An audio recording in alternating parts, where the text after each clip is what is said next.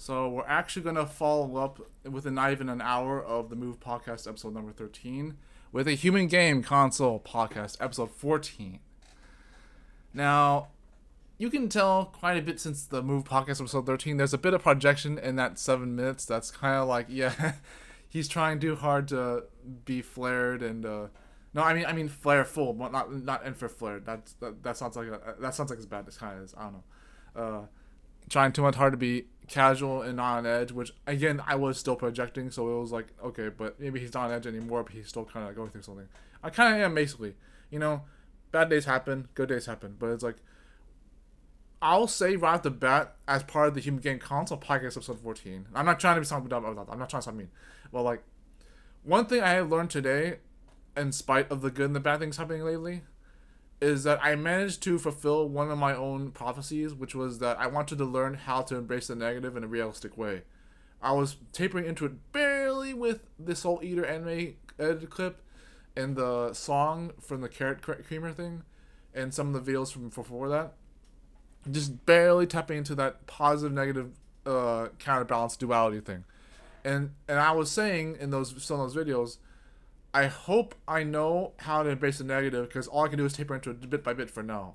And now here I am going full swing into negativity without being too pessimistic about it because now I'm using it in a way that helps me learn how to be realistic and adapt to it in a way that I can actually use for my betterment. And that soul improvement is still important. That's a controversial form of soul improvement, which is, I said in that other video, the future ideas thing, that some negative embracement is good because it allows you to tap into the real energy of the world in a way that doesn't even address itself completely with positivity, aka even what we heard for toxic positivity.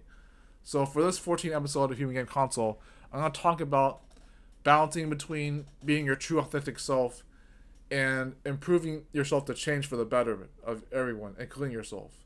So in other words, being who you really are honestly and then changing anyways, and the balance of those things. So as I'm saying right now already, I've been going through a little bit of shit, but it helped me catapult that idea of negative embracement because it made it easier to think about negative things without getting too far into it in a negative way, if you know what I mean. So it's like so for example, and I have to make a personal example eventually. It's not gonna be too relevant right now or even too necessary, but the communication thing. Yeah, the communication thing. It had to be said.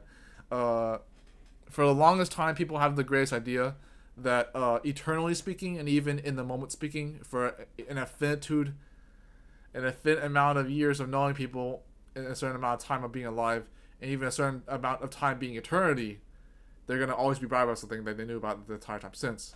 And they're also going to be wrong. They're also going to have known about something being wrong the entire time since that is always wrong or something like that. These objectives and these absolutes being in their own place or something.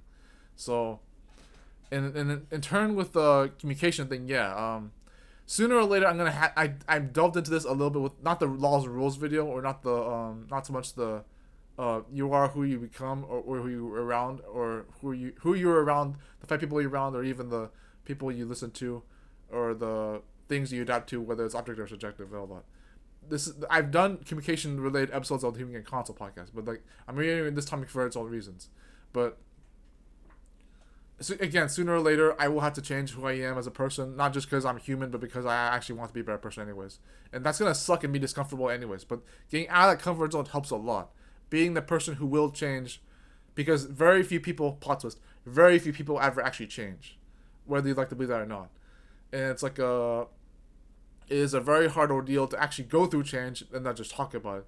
And it's very uncomfortable indeed, but the discomfort was what fuels me anyway, so what the hell. But, communication was one of those things I would not let off the bandwagon just yet for.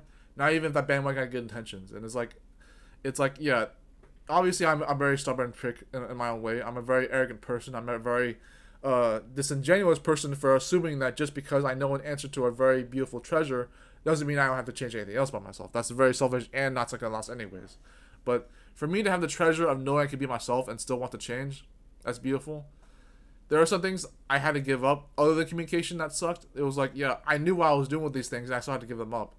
The intentions were pure, in my opinion, but something had to be dealt with them in order for society to cooperate with me. And so it's like, yeah, there you go. But communication has in fact been one of those things. And so The example I didn't give you already was that I had to go through a little bit of stuff. So I was encouraged in a good light because I thought a door was open, so I delved into it with my communication stuff as one of those things. Because a hopeful light was open, I went through the door, and I was like, "Is it open yet?" And maybe it was. And I went through, and then something changed. Someone's energy went from I'm creative and hopeful and inspiring to I'm damp. I'm not needing of your attention right now. I'm okay, but yeah, no thanks. It's like, how did his energy change like that? He went from being someone who was actually open and honest about things that not even I would have to be open and honest about. So that would be my own introversion, 40%. And I'm not trying to be a jerk about that, but it sounds very rude and just it sounds sassy and rude in that regard. But whatever. I'm being honest, I'll have to think in even a rude way, maybe.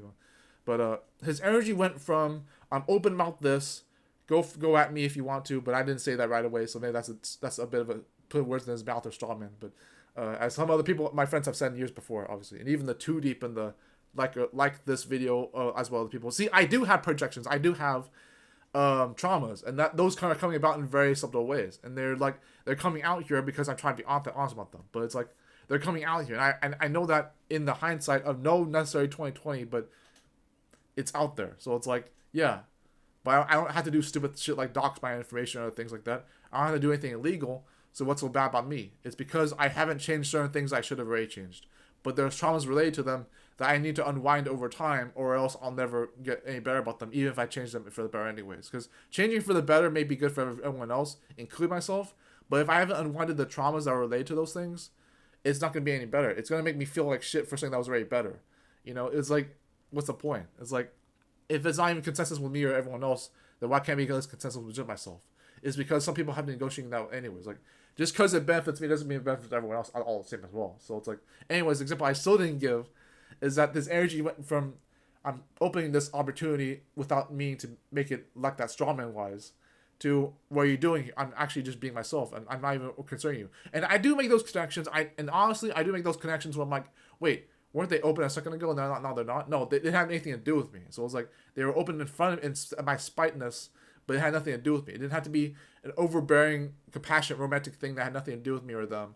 It didn't have to be this thing where it's too personal or private or otherwise. It didn't have to be anything like that. And I'm the person who builds those connections with people, chasing after people, including romantic relationships, unfortunately, in the MGTOW. Chasing after people who don't like me, and then avoiding people on accident who didn't actually pursue me too desperately, as I did, maybe them. Or not at all, but people who truly care about me, I don't care about. Because you always want the opposite of what you have. And it's also the case that you may even pursue everyone who doesn't like you, and everyone who likes you don't pursue. Its own cliches in that regard, but there you go. And now we're over the 7 minutes of the last other podcast episode. Let me address one more thing about this before I close. I'm not so stubborn that I won't actually change as much as I say it. I am already changing as we speak. I am changing other things. Just because I saw my jeans on the bed after washing the other clothes and the tarot cards on the side for the episode. Both of these on the other episode as well. From Human Game. No, Move, I mean. They're on the bed and you can see them right here, even in the dark with the light on. And it's like, yeah, I know. You can see them. That's the point. It's like, I don't worry about those things because I have the I don't give a fuck attitude in spite of still changing who I am as a person. So it's like, it's the best of both worlds. You have to make sure that you can embrace some form of negativity in the reality that it exists in. So that the energy embedding that reality of negativity is not the only thing that's there, because it never was. But the positivity isn't only there by itself either. You have to be able to negotiate with yourself. Who are you and what are you wanting to change? Is it both? Are you going to become someone that may be uncomfortably different from what you wanted it to be, but it'll still be better for your life? And not only at the same time worrying about what other people think of you. Think about that. Even if I'm giving you a straw man. Sorry if I am, but still, think about it.